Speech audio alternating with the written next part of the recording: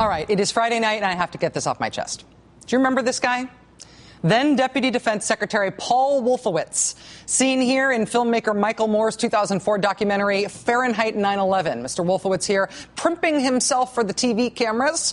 Mr. Wolfowitz all smiles as he heads up the Bush administration selling the Iraq War PR campaign. Aside from being the guy who forever changed the way you think about harmless little black hair combs, Paul Wolfowitz is also known around here as Mr. Wrong.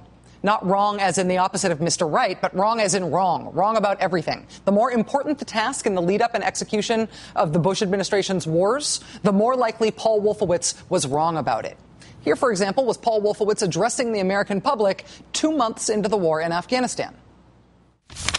The American people have to be prepared for the fact that we may be hunting Taliban and al-Qaeda in Afghanistan months from now. Months from now, huh? That was in 2001.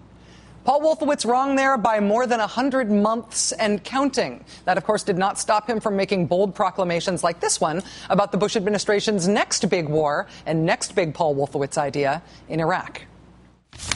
Some of the higher-end predictions that we have been hearing recently, such as the notion that it will take several 100,000 U.S. troops to provide stability in post-Saddam Iraq, are wildly off the mark. Wildly off the, anybody who suggests, well, nuts.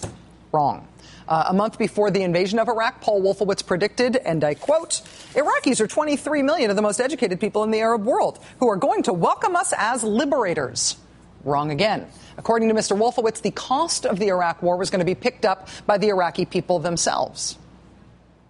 We're dealing with a country that can really finance its own reconstruction and relatively soon. That Iraq war reconstruction won't cost us a thing, free to the American taxpayer. Wrong, wrong, and wrong again. If you hear something clangingly, obviously wrong in America, look around. Paul Wolfowitz is somewhere near you. Do we have any evidence yet of chemical or biological weapons on the ground? These young men and women are in the middle of fighting a very difficult war. They have their hands full defeating the enemy. When that's done, we'll have time to look for those weapons of mass destruction. That's not our main focus right now. And you have no doubt we'll find them in substantial numbers. I've never seen the intelligence community as unified and confident in their basic judgment here. Wrong, wrong, wrong, wrong, wrong. Paul Wolfowitz is Mr. Wrong. He was wrong time and time again throughout his time in the George W. Bush administration. Part of the reason the George W. Bush administration was so disastrous for our nation and the world was that Paul Wolfowitz was in charge of important things, and he's wrong about everything. If there was one thing we all learned as Americans over the last 10 years, it's to never listen to this man, particularly on matters of war and how to wage war. And yet today, Foreign Policy magazine, which I like, published a piece by Paul Wolfowitz and another guy who was always utterly wrong about Iraq, a guy named Michael O'Hanlon. Paul Wolfowitz and Michael O'Hanlon have just unveiled in Foreign Policy something they're calling Plan Afghanistan.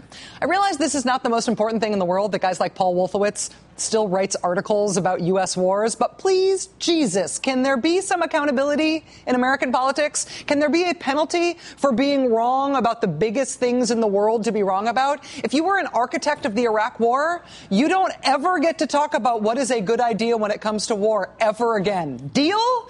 Deal. Dick Cheney, I don't want to hear from you anymore about wars. George W. Bush, no. Donald Rumsfeld, not interested. Condoleezza Rice, I'm sorry. I'm sure your new book is awesome. I would still like to interview you about it. But when it comes to being part of our collective conversation about war in this country, you had your chance. Blew it. No. Wrong. You are not going to be consulted on the next big idea since you got the last one so wrong. Take up another hobby.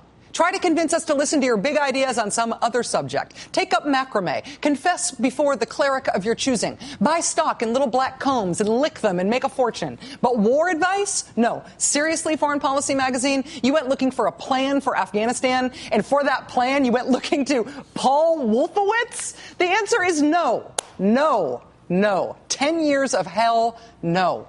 Not again.